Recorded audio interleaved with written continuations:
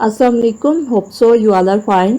Today I will deliver second lecture on chapter number 3, flowers and seeds. So let's begin the lecture.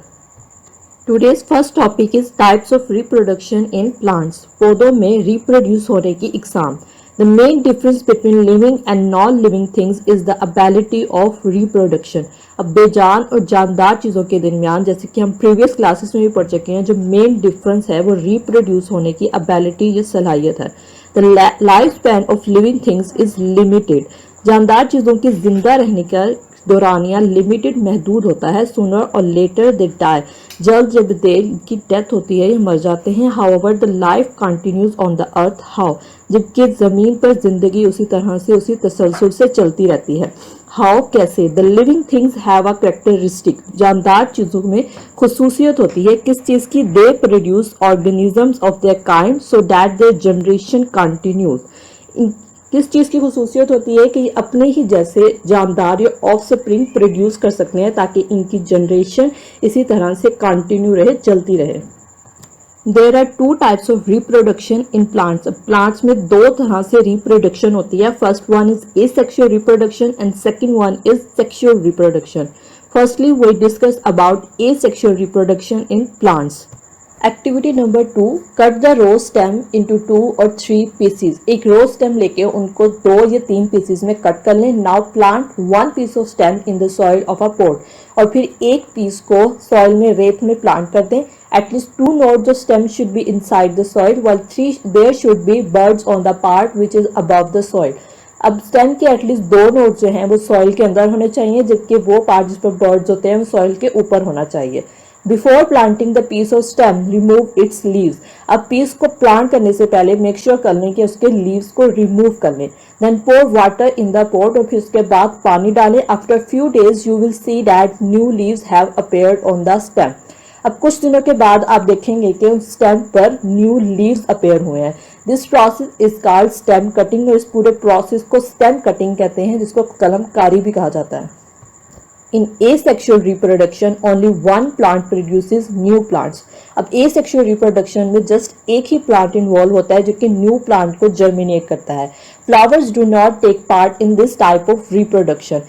Asexual reproduction में flowers involve नहीं होते. The other parts of the plant, for example root, stem and leaves, give rise to new plant. Plants के दूसरे हिस्से जिनमें के जड़, तना और पत्ते होते हैं वो न्यू प्लांट को प्रोड्यूस करने में इन्वॉल्व होते हैं. The plants produced from these parts have a great similarity with the parent plant. अब वो प्लांट जो कि इस पार्ट से या इस एसेक्सुअल रिप्रोडक्शन के थ्रू जर्मिनेट या प्रोड्यूस होते हैं, उनकी पेरेंट प्लांट के साथ काफी ज्यादा रिसेम्बलेंस होती है. Stem cutting, layering, bulb and tuber etcetera are the ways of asexual reproduction. अब एसेक्सुअल रिप्रोडक्शन के डिफरेंट वेज या तरीके होते हैं, जिनमें स्टेम कटिंग जो कि हम एक्टिविटी में भी डिस्कस कर चुके हैं, उसके अलावा लेयरिंग, बल्ब और ट्यूबर है, जिसको हम नेक्स्ट ब्रीफली डिस्कस करेंगे. So first one is layering. Often some branches of shrubs become buried in the soil. कुछ ब्रांचेस श्रब्स की, झाड़ियों की कुछ ब्रांचेस जो होती हैं वो सॉइल में रेत के अंदर भी होती हैं. इट इज कॉल्ड लेयर, जिसको लेयर कहते हैं. A layer produces new roots. अब लेयर जो होती है वो नई जड़ें भी प्रोड्यूस करती है. As we see in the picture के जैसे एक ब्रांच जो है प्लांट की वो सॉइल में ब्यूरिड है और इस ब्रांच से न्यू रूट्स प्रोड्यूस हो रही हैं. When we cut and separate it from the plant, it develops into a new plant. जब हम इसको प्लांट से कट करेंगे रूट साइड से, तो ये एक न्यू प्लांट में डेवलप हो जाएगा. This process is called layering, और इस प्रोसेस को लेयरिंग कहते हैं. Layering is also done artificially. Layering अब आर्टिफिशियली भी की जाती है. Breeding of lemon, jasmine and लीची इज डन बाय लेयरिंग. लीमू, चंबेली और लीची की ब्रीडिंग जो होती है वो लेयरिंग के थ्रू होती है. Next one is bulb. Observe an onion and garlic. Where is the stem? अगर आप प्याज या लहसुन को ऑब्जर्व करें तो आप बताएंगे कि उनका स्टेम कहाँ पर पाया जाता है. Their short stem is located at the base. तो उनका स्टेम एक शॉर्ट स्टेम होता है जो कि उसकी बेस पे लोकेट होता है. The other part of a bulb consist of thick fleshy leaves. अब बर्ग के दूसरे हिस्से की तरफ जो होता है वो थिक फ्लैशी लीव्स पाए जाते हैं, मीन लीव्स का एक क्लस्टर पाया जाता है। At the start of suitable season roots develop from the stem. अब अगेन जब गार्लिक ग्रो करने का जो एक सूटेबल सीजन होता है उसके स्टार्ट में स्टेम में से रूट्स डेवलप होना शुरू हो जाती हैं। When we cut the base with roots and bury it in the soil, अब हम रूट्स को अगर बेस के साथ से कट करें तो और उसको सॉइल में प्लांट कर दें तो it develops into a new plant, तो वो एक नए प्लांट में डेवलप हो जाता है। Next one is tuber. It is the underground thick stem of plant. ये प्लांट का एक जमीन के नीचे पाया जाने वाला थिक स्टेम होता है। इट्स एग्जाम्पल इज पोटैटो, जिसकी एग्जाम्पल आलू है। It has eyes on it which are actually buds. अब आलू पे आपने देखा होगा कि छोटी छोटी आईज की तरह के बर्ड पाए जाते हैं, बर्ड्स पाए जाते हैं, जो कि एक्चुअली इनके बर्ड्स होते हैं। When the pieces of potato having eyes are buried in the ground, new plants develop from them. अगर आलू का हम कोई एक पीस लेंगे जिसके ऊपर ये बर्ड्स या आइज नुमा बर्ड्स पाई जाती हैं, उसको ग्राउंड में अगर हम प्लांट करें तो वो न्यू प्लांट में ग्रो होना स्टार्ट हो जाता है। Next topic is sexual reproduction in plants. In flowering plants sexual reproduction take place through flowers. Flowering plants जिनमें फ्लावर्स प्रोड्यूस होते हैं उनमें सेक्सुअल रिप्रोडक्शन फ्लावर्स के थ्रू होती है।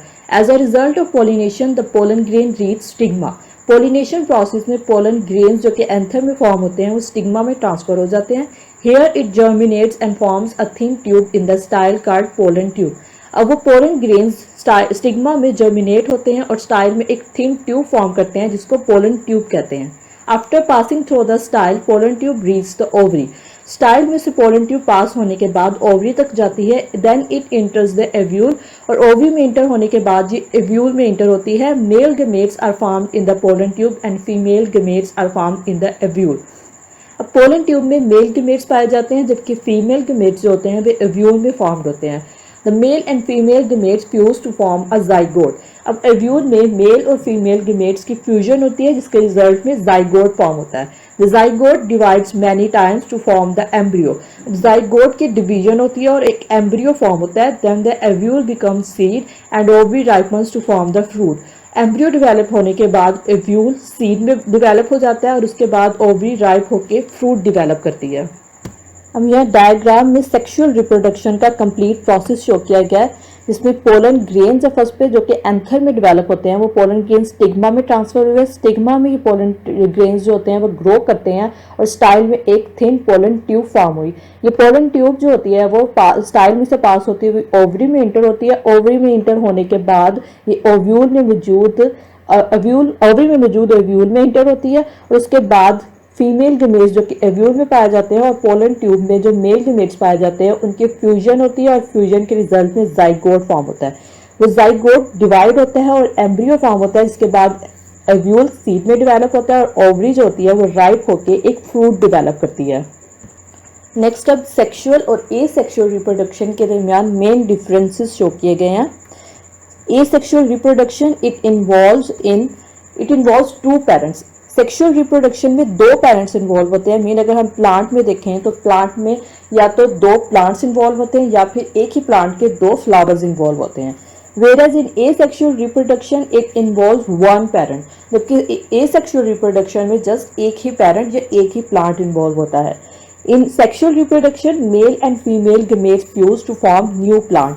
सेक्सुअल रिप्रोडक्शन में मेल और फीमेल गमेट्स पाए जाते हैं जिनकी फ्यूजन से एक न्यू प्लांट ग्रो करता है।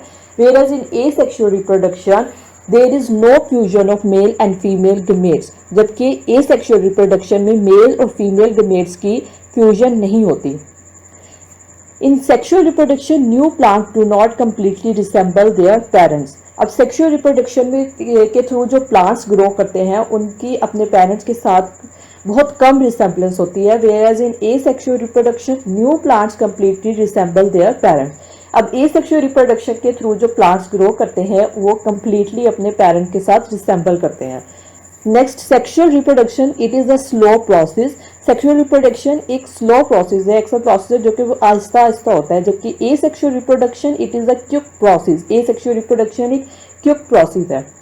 अब सेक्सुअल रिप्रोडक्शन एक स्लो और एसेक्सुअल रिप्रोडक्शन एक क्योंकि प्रोसेस क्यों है, क्योंकि सेक्सुअल रिप्रोडक्शन में दो पेरेंट्स इन्वॉल्व होते हैं, जिनमें पहले पोलन ग्रेन्स फॉर्म होते हैं। वो पोलन ग्रेन्स जो होते हैं वो पोलिनेशन के दौरान उनको सिग्मा में ट्रांसफर होने के लिए किसी भी आउटसाइडर की जरूरत होती है, मीन पानी, हवा या इंसेक्ट्स की जरूरत पड़ती है। उसके बाद वो स्टिग्मा में ट्रांसफर होते हैं, वहां पर वो ग्रो करते हैं, पोलन ट्यूब फॉर्म करते हैं। पोलन ट्यूब के बाद वो पोलन ट्यूब जो होती है वो स्टाइल, ओवरी और ओव्यूल में से पास होती है, और उसके बाद फ्यूजन होती है और देन एक न्यू प्लांट ग्रो करता है। जबकि एसेक्सुअल रिप्रोडक्शन में just stem cutting, layering, bulb या ट्यूबर के थ्रू जो होते हैं कट किया जाता है उनको, और एक न्यू प्लांट ग्रो कर लिया जाता है। इसलिए ये एक क्विक प्रोसेस होता है।